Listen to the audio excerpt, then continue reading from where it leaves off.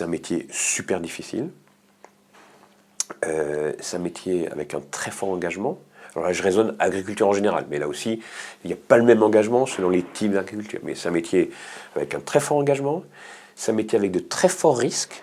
Hein, je veux dire, vous pouvez, en une nuit, perdre la moitié d'une récolte avec des chutes, avec une chute de grêle. Vous pouvez avoir un élevage avec une épizootie qui disparaît en 3 semaines. Donc c'est un métier qui est malheureusement plein de risques. C'est un métier sur lequel beaucoup d'agriculteurs, on y reviendra je pense, ont des niveaux de revenus qui ne sont pas acceptables. Et c'est un métier qui est en souffrance, qui est en déshérence en France. Donc on perd 100 000 fermes par an.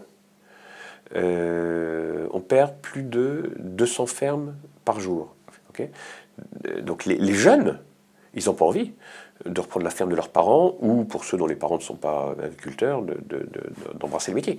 C'est très compliqué, l'accès au foncier est très coûteux, et pour les raisons que j'évoquais, l'engagement, le risque, le revenu, les jeunes, ils n'ont pas envie.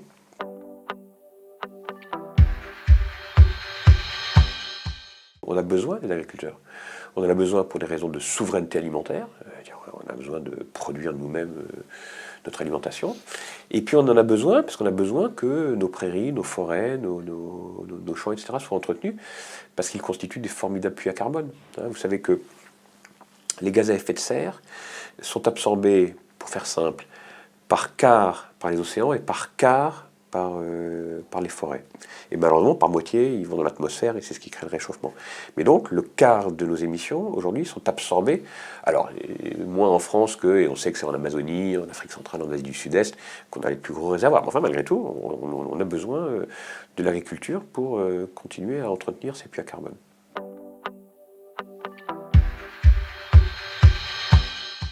Enfin, je vais être cynique, mais la goutte d'eau, c'est l'agenda, le double agenda, la nomination d'un nouveau Premier ministre et la proximité du salon de l'agriculture qui ouvre dans 10 jours. Mais à côté de cela, il y a un empilement de sujets qui les affectent, qui les agacent. On l'a vu, le problème du revenu, le problème d'un manque de reconnaissance, le problème d'un empilement, on y reviendra, de réglementation, de documentation à remplir. Voilà. Et quand face à cela, il y a, pour certains, je dis pour certains, parce qu'il y a des agriculteurs qui vivent très bien, on ne les entend pas ceux-là. Alors ils sont parfois un peu solidaires, enfin il y en a qui vivent très bien. Alors, parce qu'ils sont plus structurés, des entreprises plus importantes, ils ont investi, ils se sont automatisés, ils ont des tailles d'exploitation plus importantes, comme on en retrouve en Allemagne, etc. Voilà, donc encore une fois, il faut faire la part des choses. Il y a les agriculteurs, il y a les secteurs d'agriculture qui vont bien, les agriculteurs qui vivent très bien, voilà. Et puis il y en a d'autres pour lesquels c'est très compliqué. Et donc eux, ils ont raison de râler.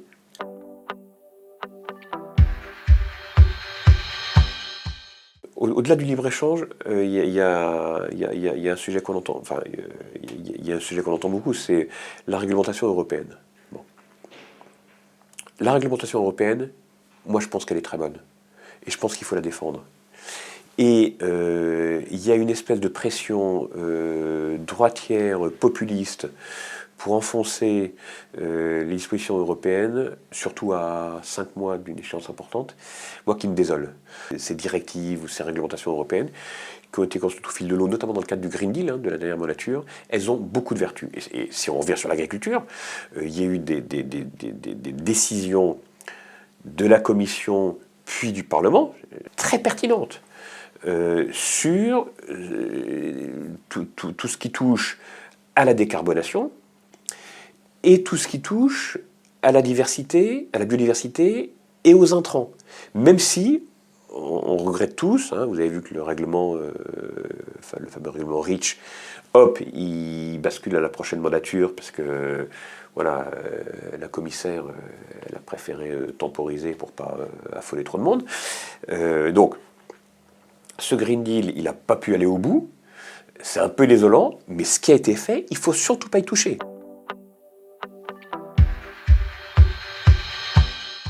Moi, ma crainte, c'est qu'aujourd'hui, face à la pression des agriculteurs sur le politique, c'est toujours très facile de remettre la cause. C'est pas des bonnes décisions. C'est pas des bonnes décisions parce que de toute façon, ces transformations, il faudra les faire. Donc, c'est ni courageux ni pertinent de les remettre à après-demain. Alors pour le politique, c'est mettre le truc sous le tapis, mais il y a un moment, il faut assumer. Donc ce cadre européen, pour moi, il doit être sanctuarisé. Comment on aide cette agriculture ou certains types d'agriculture à faire cette transformation pour s'engager dans une transformation environnementale, cadrée par le Green Deal, une meilleure préservation de la biodiversité, de nos sols, alléger la pression en intrants, et en garantissant un meilleur revenu et un meilleur accès à la profession. Ce que j'évoquais sur l'engagement, le risque, vous n'y changerez rien. Ça sera toujours et pour un moment un métier super engagé. C'est souvent 7 jours sur 7 et le risque d'un coup de grêle ou d'une épisodie, il est là. Donc ces trucs-là, vous ne les ferez pas disparaître. En revanche, travailler sur le revenu et travailler sur l'accès à ce métier pour les jeunes, ça c'est un truc que les différents gouvernements européens doivent prendre en main. Et assez schématiquement, je pense que ça se prend en main par deux, trois mécanismes. On a un truc très malheureux en France, c'est que quand ça ne va pas, on refait une loi. Avant de se dire, est-ce qu'il n'y en a pas une qui existe qui fait le job? Okay, en la matière, il y a eu un boulot formidable fait en 2017, 2018, c'est Egalim. Okay, ça a fonctionné en partie. Vous allez voir dans le détail, et on a la chance d'avoir en France l'Observatoire des prix et des marges. Okay, vous allez voir l'Observatoire des prix et des marges, vous voyez en 10 ans, la côte de porc, le steak haché, le rôti de porc, le poulet, le lapin. Comment se distribue le prix de vente consommateur? Quelle est la part qui va à l'éleveur ou à l'agriculteur? Quelle est la part à l'industrie, au transformateur? Et quelle est la part au distributeur? Okay, donc, Egalim, en moyenne, avec ce que j'ai évoqué comme précédent sur les moyennes, ça fonctionne. Les agriculteurs sont mieux payés année après année, en moyenne. Allez voir l'Observatoire des prix et des marges, c'est très instructif. On voit que cette disposition Egalim, elle fonctionne, et sur beaucoup de secteurs, l'amont, l'agriculteur, l'éleveur, il est mieux rémunéré. Okay, après, tout n'est pas parfait, mais donc avant d'imaginer autre chose, regardons déjà ce qui existe et ce qu'on a à disposition. Et Egalim, je pense, est une très bonne disposition, une très bonne base. En plus, ça a été concerté, ça a été travaillé avec les acteurs de la filière. Enfin, ça a été un super boulot. Donc, on a cette base qui existe et qu'il faut faire vivre. Et s'il y en a qui en sortent par différents mécanismes, et s'il y a des contrevenants, il faut que cessent les contraventions. Il faut un peu de courage politique. C'est l'identification des origines. Il y a un moment, on a fait le choix d'une libre circulation des biens et des services. Je pense qu'on a eu raison. Enfin, la question ne se pose plus. Okay, donc on assume qu'il y ait des pays avec des structures de main-d'œuvre plus élevées, moins élevées, ou des pays qui ont des conditions climatiques plus favorables, et qui fait qu'à un moment, il y a des biens qui arrivent plus ou moins chers. Très bien. Il faut juste que le consommateur, parce qu'à un moment, c'est lui qui paye ou qui paye pas, il puisse faire son choix. En disant, ok, ben voilà, ça c'est français, ça c'est polonais, ça c'est espagnol. Mais si on ne le dit pas, évidemment c'est compliqué. Et je comprends les éleveurs et agriculteurs qui gueulent en disant, mais on cache un peu le truc. Les consommateurs, ils comprennent à peu près tout. Et les consommateurs, ils sont super intelligents. Donc, ils sont sous contrainte de pouvoir d'achat aujourd'hui, parce qu'il y a eu de l'inflation sur l'alimentaire, et puis ce sujet de la consommation et de l'agriculture depuis des années, c'est au cœur de l'actualité. Donc les gens, ils ont très bien compris. Après, est-ce qu'ils ont les moyens d'eux? C'est comme le bio. Le bio reflue depuis 2 ans, ou depuis 18 mois, parce qu'il y a un problème de coût. Bon.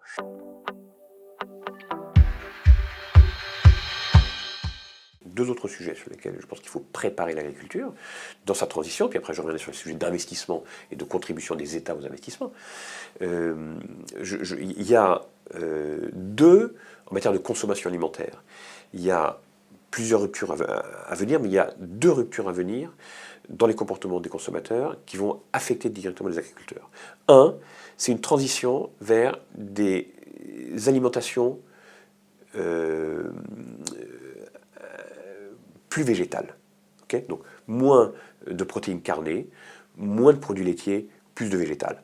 Pour 2 raisons, on le sait tous, mais c'est politiquement un peu incorrect de le dire, en France, en Allemagne, il y a plein de pays, ou en Angleterre, on ne le dit pas trop, mais voilà, pour 2 raisons. Parce que, un, c'est très fortement émetteur de gaz à effet de serre. Okay, l'élevage bovin et ovin en un sont très fortement émetteurs, hein, pour les raisons que vous savez, c'est les émissions de méthane, c'est pas du CO2, c'est du méthane, les émissions de méthane par les ruminants.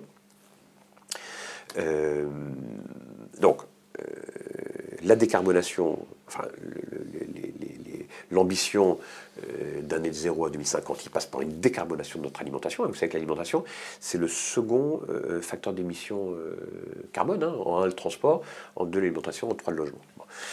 Donc l'alimentation, les 2 tiers des émissions liées à l'alimentation, c'est la viande et les produits laitiers. Bon.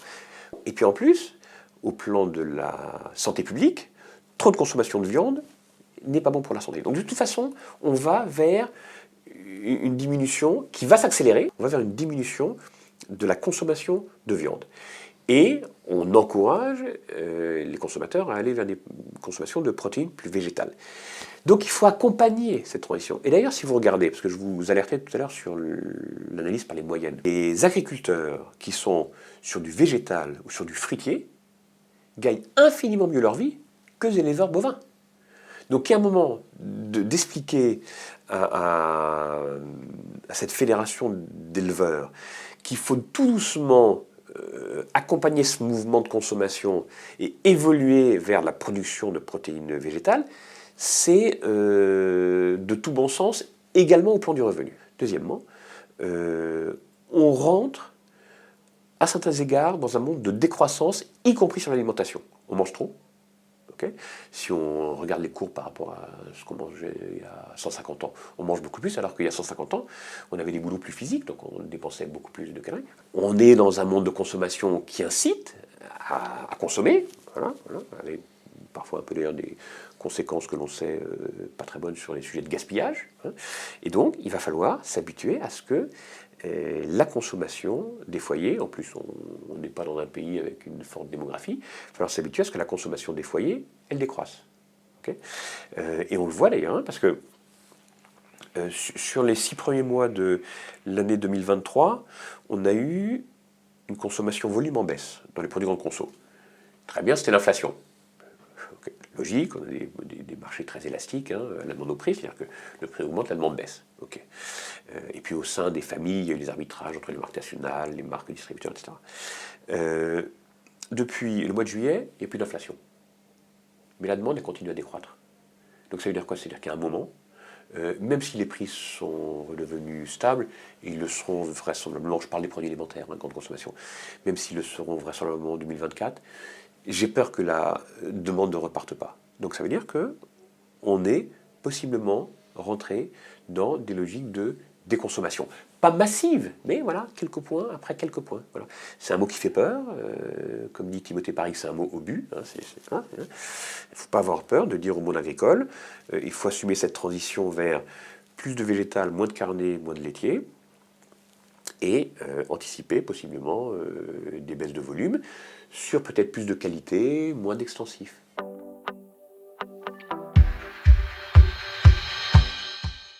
Globalement, cette transition, elle coûte cher. Donc comment on les accompagne? Déjà, ils ne gagnent pas l'argent, donc ils n'ont pas les moyens d'investir. Et donc c'est là où, en effet, le rôle de l'État, ou le rôle des États, c'est un moment de mobiliser les ressources et de dire, voilà, c'est un sujet d'intérêt national, comme je disais tout à l'heure, on a besoin de l'agriculture, des éleveurs, donc il faut qu'on les accompagne dans les investissements.